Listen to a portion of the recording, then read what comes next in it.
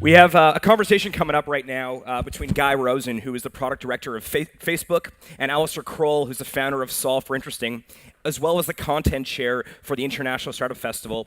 And they're going to be talking about Onavo, from grandmother's pick to Facebook's picks. Enjoy.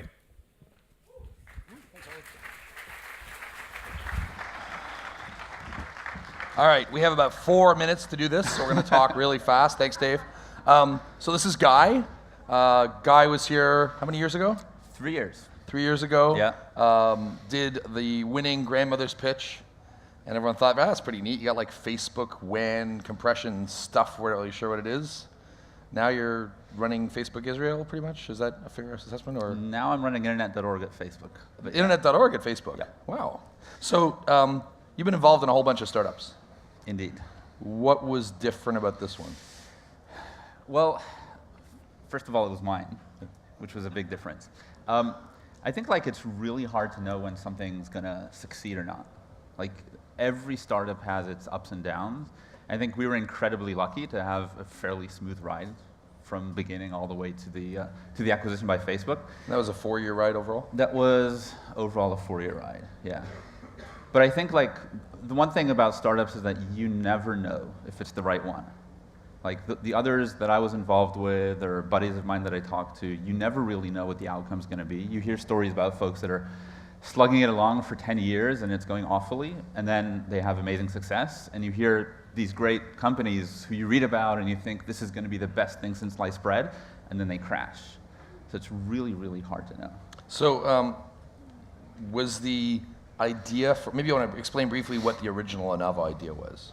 The original. Sure, yeah. Like, how'd you get from crazy dream or drinks to I've got a product that is relevant to Facebook? Well, so Onavo, for folks who don't know, builds a data compression app that anyone downloads to your phone, get more value out of your data plan.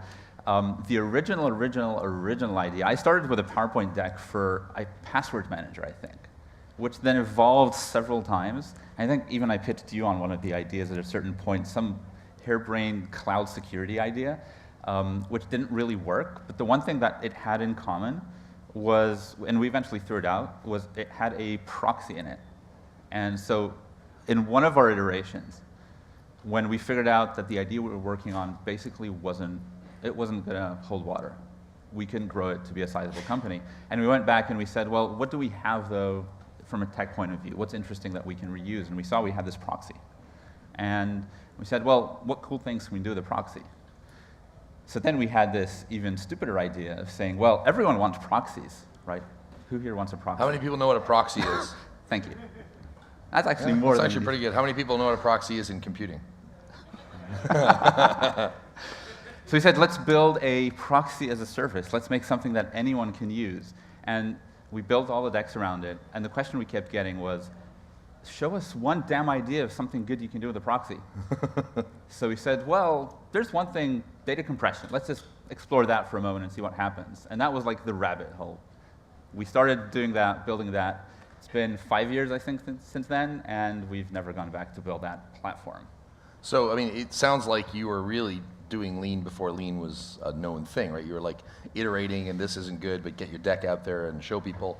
But you've had a few startups before, so how easy was it for you to get in front of someone who would give you that feedback and sort of, because I talked to a lot of people iterating, but they talk to 3 people on the street and iterate, as opposed to, I talked to Yossi Vardi and iterate, or someone that's got a broader perspective. I think in the iteration process, which is, it's kind of a, it's a process where you iterate on different parts of your company. So first of all, you're iterating on PowerPoints, and then you're iterating on this alpha product, and then eventually you have a product and users, and then you're iterating on a business model. And I think, like you said, it's about getting out there. I think I was lucky in that the Israeli startup ecosystem is incredibly tightly knit, and so we were able to get out there and just talk to people. I had hundreds and hundreds of cups of coffee. I was probably an asshole and wasted people's time, but I got a lot of good feedback, and eventually you start to build a pattern, and you start to collect, and you decide when to throw out the idea that you're working on, and when to say, that's kind of interesting, let's explore that a little more. But maybe the one thing is that no one really knows. Like, one person will tell you you're an idiot, and the other person will tell you this is the most amazing idea I've ever heard, and it's up to you to decide kind of who to listen to and how to weigh the different pieces of feedback. How that do you decide that without being self-serving? You don't agree with me, so you're an idiot, right? Like, how do you decide which piece of advice to take? Whether they've got money? Sometimes. What kind of coffee they drink. No, I think ultimately you just have to see what feels right and who has like what feedback is backed up by some actual data. And sometimes you're going to be stubborn. Everyone's going to tell you're an idiot, and you're going to say, yes, I'm going to do this anyway because I think you're all wrong, and sometimes that works, sometimes it doesn't. Other times people are going to be obsessed with your idea, like your mom. My mom always said my idea was the best. But no, it's a stupid idea. Don't do it. So one of the sessions yesterday, Rob Conybeare was talking about this natural tension. You know, his advice was, go out and do something huge that's never been done before. And then he says, but show me your business model, right? Like, how do you reconcile that tension of, on the one hand, investors are saying, go out and, build a hoverboard, do something that is unknowable, has never been tried, there's no prior, because that's how you get to the billion-dollar exit, but then show me your business plan. I think you don't. And I think good investors, I credit our early investors for understanding that we didn't have a fucking clue. And in retrospect, like the guys from Sequoia even told me that when they invested, our idea was like small and niche and like it wasn't going to be the massive thing, but they liked the team. Like the one constant maybe across anything you do in the startup is basically a team. If the team is awesome, then good investors will realize, yeah, we'll figure it out. And they're in a broadly the right space and there's stuff happening there, they'll figure something out. So they're investing in your ability to discover that market for you. Exactly. All right, exactly. Cool. How did you, the initial addressable market for WAN acceleration for like your smartphone, how does that become a huge idea? How do you think about the size of the addressable market? Because one of the things the grandmothers said when they chose you was they really liked the broadly addressable market of WAN compression. From your early days as a proxy, that's a very like B2C sale or whatever. How do you get to a space where you understand that it's a very large market the whole world needs? I think in our case, it was half accidental, because we were onto something, and literally the year that we were starting this, 2010, AT&T canceled their unlimited plans, and suddenly everyone was saying, "Ooh, wait, megabytes matter," and who knows a thing about megabytes, and who's able to actually help build a business around that? And we were kind of very well timed, I think, as the market was evolving to something that was growing. Like, investors will ask, what is your TAM, right? What is the market? Sometimes, like, you cook up some bullshit from some IDC or Gartner report, but frankly, like... Sometimes? The good investors will skip that slide. Let's be honest. So, since you're talking about metrics, early on, you're like, how many coffees have I had? Can I still feel my pulse? Later on, you're talking about revenue and margins and so on. How did the metrics you tracked change over the course of the 4 years you were building this company and selling it? So I think one of the interesting things that we found was that the metrics are ultimately they're fairly similar, whether you're in a B2C space or a B2B space. So initially B2C, it started with the classic metrics, and it's all about being honest with yourself, not lying to yourself with download metrics, for example, which are always awesome. Yay, people download my app, but yeah, half of them delete it the next day. It's always like, be super honest with yourself about monthly active users or daily active users. Understand really how are people engaging with your app, how many are retaining your app, what is the usage really like? And that was for us, that was really a guiding light for us in understanding where the bottlenecks are, how we increase different parts of the funnel, how we make sure that things are actually growing. As during the last year of our lives, we spun off a B2B business. And this is even not online B2B, this is like proper sales team making calls, closing deals. It was actually kind of interesting to see that the metrics were almost the same. It was how many new deals, what is the retention of customers, how much are they paying you per month, what are the customer service costs, like all of these things are fairly uniform. The numbers are smaller, so instead of doing it on 1 million users, you're suddenly doing it on like 20 customers. But the methodology is almost the same, and the important things are the same, like focus on long-term customer value, focus on retention, focus on those things, understand where your bottlenecks are. That was for us really useful to understand like how we're planning, to how we set goals for the team of where we want to get every quarter, every year, and so forth. So this was a deal where, as you said, the company was yours. what was the difference in like leading the team and sort of being the person that had to go home at night and decide if you could make payroll? So how was the experience different this time? I think it's like being the founder. How many people here are founders, by the way? So it's the loneliest job in the world, let's be honest. And I think one of the things that's hardest for people is that we founders tend to be proud, and when we meet each other at events like, like this one, and we ask each other like, hey, how's it going? It's awesome, it's amazing. I think like things, bullshit. It's just about to close 2 really big deals. It's hard till the very last day. And even the companies that are amazing, even the companies with good outcomes like ours, even the companies that are now on their way to IPOs, trust me, like the founder doesn't get any sleep and he is worried what the hell is going to happen to his company in a year. And I think that is the toughest thing. But then I think the problem is that you can't openly share that because your employees need you to be the rock. You need to come into the office and say, everything's good, I got this down. I know where we're going to be in 5 years. And you got to be pitching people who want to come work for you. And you're telling them, yes, this is the plan, here's how we're going to take over the world. Then you go home at night and you look yourself in the mirror and like, I don't know if I can pull that off. And here's like a million reasons why it might not work. One of the things that I always advocate for now is like when I meet with entrepreneurs is to just share that stuff. And almost the first thing that, like just last week I was talking to an entrepreneur, CEO of a company, things are going well, they're going amazingly well. I said, you know what, it was really hard. And she suddenly said, oh my God, I'm so glad you said that. This is really, really hard. What the hell am I doing? Did you have a co-founder or was it just you? I had a co-founder, luckily. That is the one thing. That's the one person. My co-founder Eric is sitting back there running all the slides for us this week. Hi, Eric, from CoRadiant, and the number of times where Eric would be like, Alistair, you're an idiot, and no one's telling you that. People tell me that a lot, actually. But just having that person to bounce things off, or like, you're not taking enough risks. What's wrong with you? Just that second voice. Ben Yaskovitz wrote a really interesting article on should you have a co-founder or not. What do you think? I don't know if I could have lived without a co-founder. Like, you need that balance. And we always found, we used to joke that it was like when I was up, he was down. When he was up, I was down. And we'd balance ourselves.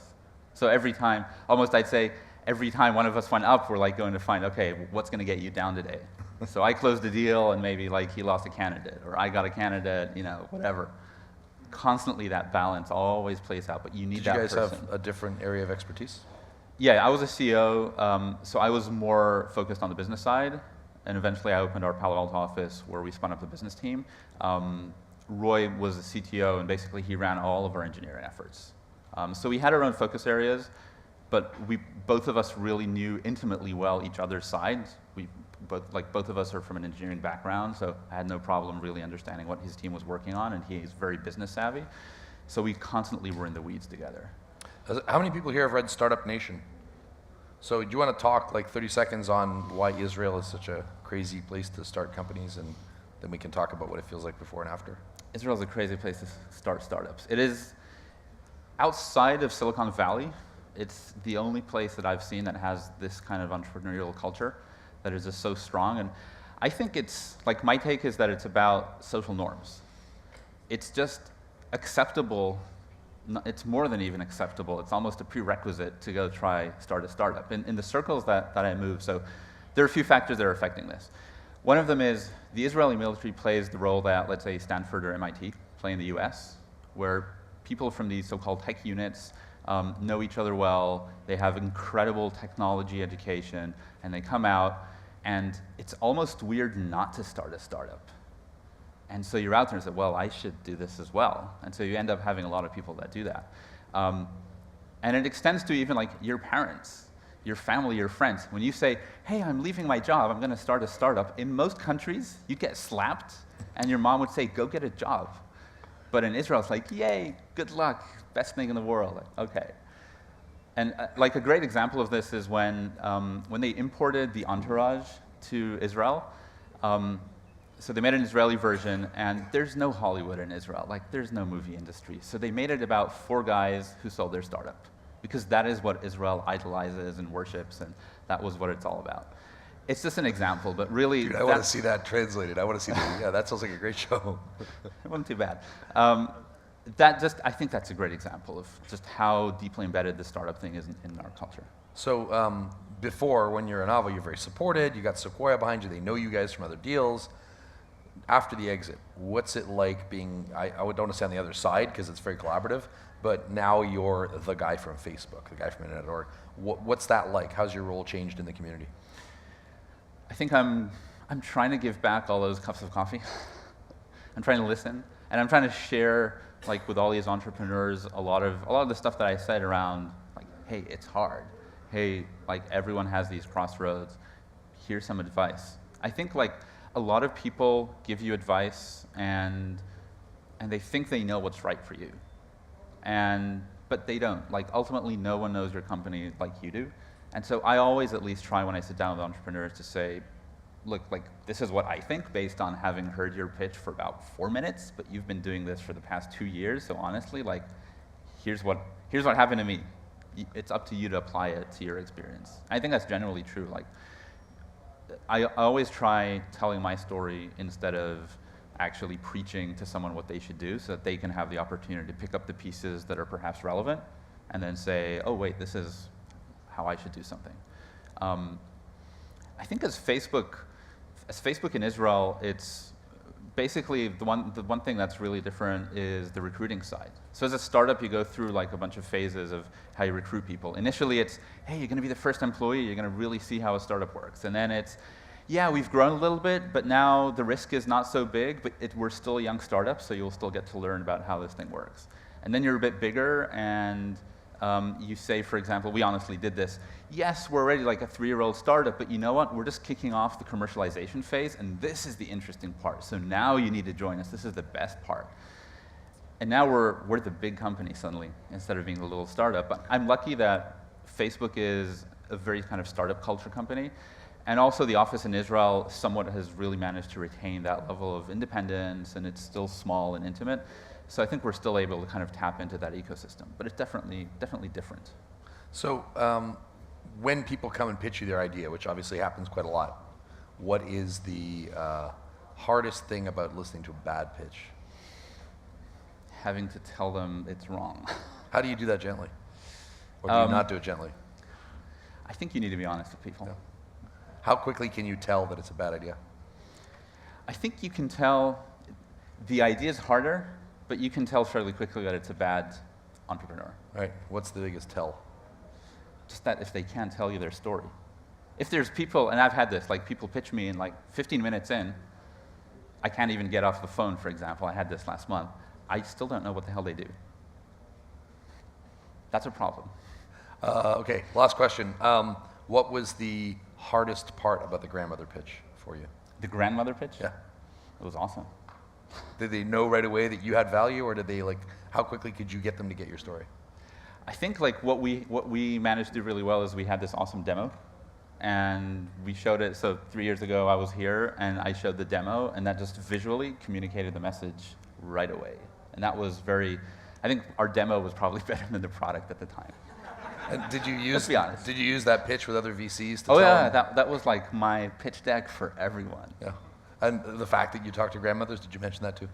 Yes. This is still like, we picked up a bunch of awards and we got all these big name investors, but the grandmother's pitch is one that I always tell a story about because it was just such a, it was such a unique thing. Everyone's like, oh, that's really unique. And it just tells a better story than anything else.